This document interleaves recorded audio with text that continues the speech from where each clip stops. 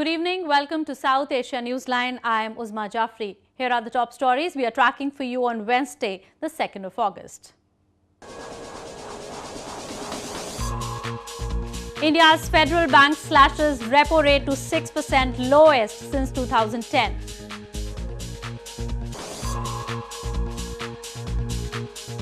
At least 29 killed in suicide attack on a Shiite mosque in Afghanistan.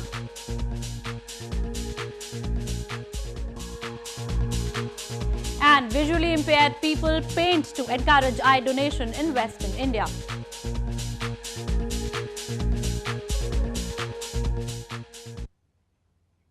And now for all the details. The World Bank on Tuesday said that India is allowed to construct hydroelectric power facilities on tributaries of the Jhelum and Chenab rivers with certain restrictions under the 1960 Indus Waters Treaty. The comments came as officials from India and Pakistan concluded the secretary-level talks over the Indus Waters Treaty in Washington. The global lender said in a fact sheet issued yesterday that Pakistan opposes the construction of the Kishanganga and Ratle Hill hydroelectrical power plants being built by India in northern Jammu and Kashmir province. Both the parties have agreed to continue discussions and reconvene in September in Washington. The Indus Waters Treaty was signed in 1960 after 9 years of negotiations between the two countries with the help of the World Bank, which is also a signatory. In news from India, the Reserve Bank of India's Monetary Policy Committee on Wednesday cut the repo rate by 25 basis points to 6% on Wednesday, citing fall in inflation. However, the panel added it is not fully convinced about whether inflation has structurally moved lower.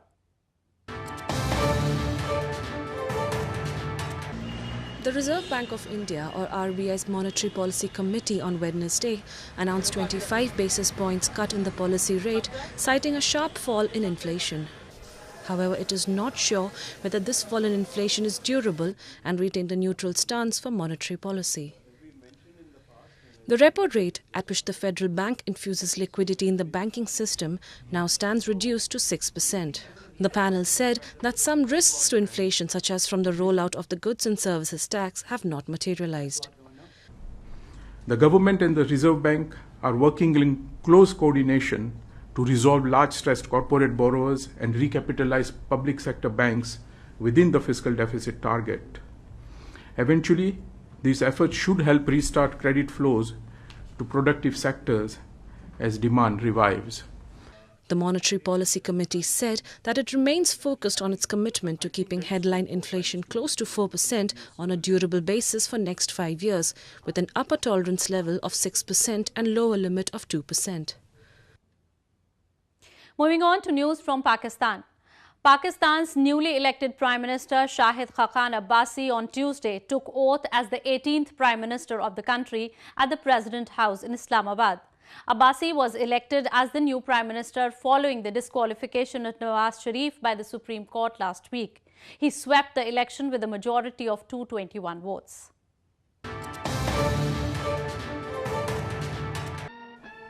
Pakistan's President Mamnoon Hussain on Tuesday administered oath of office to newly elected Prime Minister Shahid Khaqan Abbasi, an ally of ousted leader Nawaz Sharif. Pakistani lawmakers elected the former petroleum minister to replace Sharif on Tuesday. The new premier immediately sought to project an image of stability. Abbasi told lawmakers he was thankful to Sharif and proud of the fact that within 4 days the process of democracy is back on track. A quick transition may ease fears that the nuclear-armed nation will be plunged into another bout of political turmoil, which could erode economic and security gains since the last polls in 2013. Nawaz Sharif resigned on July 28 after the Supreme Court disqualified him for not declaring a source of income, which the three-time premier disputes receiving. He nominated staunch ally Abbasi as interim leader until his brother Shahbaz becomes eligible to take over, probably within 2 months. Meanwhile, with heavy rains lashing the region, locals in Pakistan-administered Kashmir are worried about the threat of floods that regularly plague the region. The indifferent attitude of the federal government of Islamabad has added to their concerns.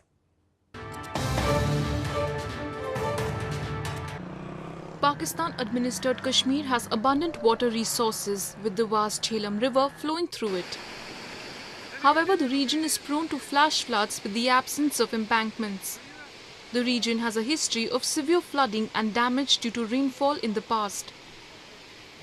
However, locals say the authorities refuse to be vigilant and curb damage. बारिश की वजह से central bar association की जो basement है जहाँ पे हमारी सेंट्रल बार एसोसिएशन कायम है वहाँ पे 8 फुट पानी जमा हो गया जिसकी वजह से हमारी करोड़ों रुपए मालियत की लाइब्रेरी फर्नीचर और कैफेटेरियाज स्पोर्ट्स के कमरा जात और दीगर जितने भी हमारे पास अवेलेबल एसेट्स थे सारे बर्बाद हो गए।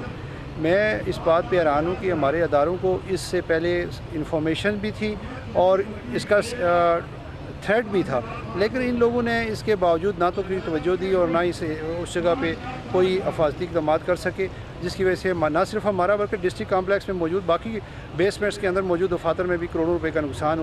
Heavy rainfall has played havoc in the occupied territory, damaging major road links and disrupting normal life. The rains have inundated low-lying areas and flooded streams and drains in different parts of the region. Illegally occupied by Pakistan more than 6 decades ago, Pakistan-administered Kashmir has remained underdeveloped and neglected. News just in, a suicide bomber attacked a convoy of international troops near the airport in the southern Afghan city of Kandahar on Wednesday, a security official said. The NATO-led military coalition confirmed there were casualties. Moving on, at least 29 persons were killed and more than 60 wounded in a suicide attack at a packed Shiite Mosque in Afghanistan's western Herat province on Tuesday. Officials feared a rising toll with several of the injured in a critical condition.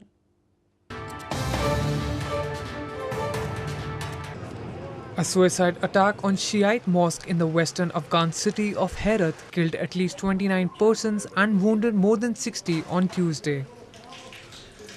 Police said there appeared to be more than one attacker, with witnesses describing a suicide bomber who detonated explosives and at least one other, a gunman who threw grenades at worshippers.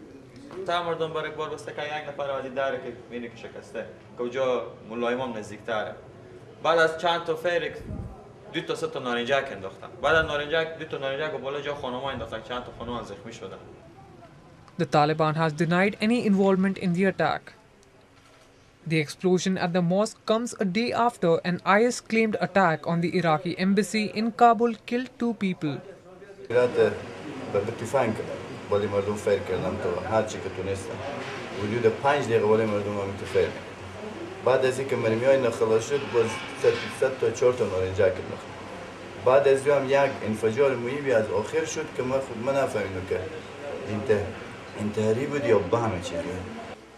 Traditionally, Afghanistan hasn't seen sectarian violence on the level of Iraq or Syria, but more recently, hardline Sunni militants from the local branch of militant outfit Islamic State have repeatedly attacked the Shiite minority.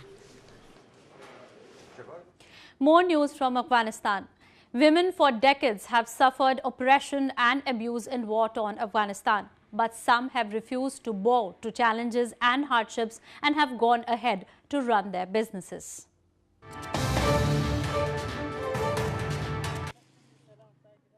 70-year-old Bibi Gul has refused to bow to challenges and hardships thrown at her over the years in the war-torn Afghanistan. Today, Gul is Kandahar city's only female shopkeeper who says she has had her shop for almost 50 years and has kept the store going even during the Taliban regime. Gul says she was a young woman when her husband became paralyzed and was unable to work. With no income and 6 children to feed, she decided to open a shop.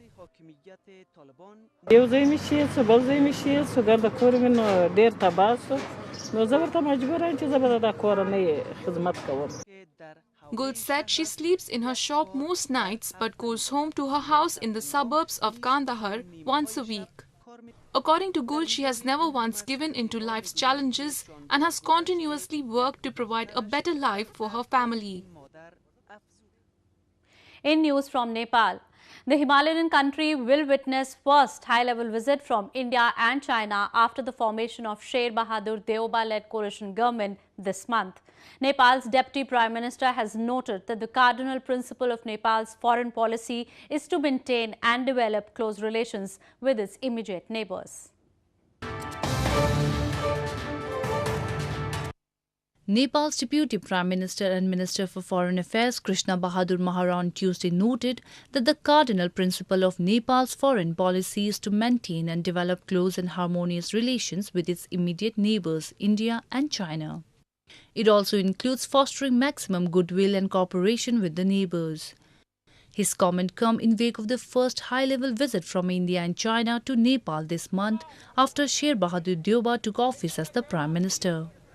India's Foreign Minister Sushma Swaraj will be arriving in Kathmandu on August 10 to participate in the Bay of Bengal initiative for the Multi-Sectorial Technical and Economic Cooperation or BIMSTEC ministerial meeting. Zhang Gaoli, the first-ranked Chinese Vice Premier, is also arriving in Kathmandu on August 14 for a 3-day visit. In a bid to spread awareness and encourage eye donation, a painting workshop was held in India's western Vadodara city on Tuesday. Around 25 visually impaired persons participated in it.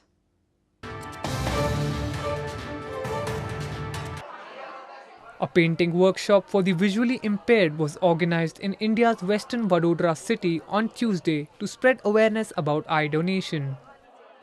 The workshop was organized by a non-governmental organization. As many as 25 visually impaired persons participated in the workshop. हमारा तरफ से 100% हम try करेंगे कि सभी society में सभी stake holder सभी के साथ हमारा लेटर पहुंचे एंड सब लोग मैक्सिमम संख्या में ये डोनेशन के लिए प्लेज लेने के लिए तैयार होंगे. इसके लिए हम अलग-अलग कार्यक्रम भी करेंगे.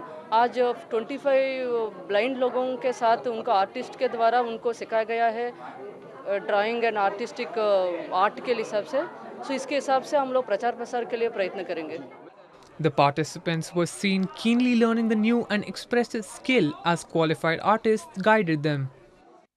ध्वज के अंदर कलर डाले हुए हैं और कमल में भी कलर डाले हैं और पक्षी किया हुआ है, बैठक किया हुआ है उसके ध्वज की और नीचे के भाग में कमल के नीचे के भाग में जल यानी पानी. 1 in every 5 blind people in the world is from India. It means that there are at least 4.6 million of Indians suffering from the corneal blindness, whereas the rate of eye donation is only 35,000 eyes, which cannot fulfill the need of healthy eyes to the common people. Well, that's the way it was in South Asia this evening. Before we conclude, the top stories once again. India's Federal Bank slashes repo rate to 6%, lowest since 2010.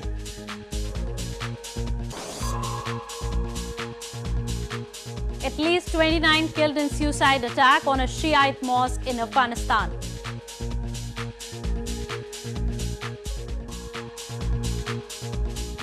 And visually impaired people paint to encourage eye donation in Western India.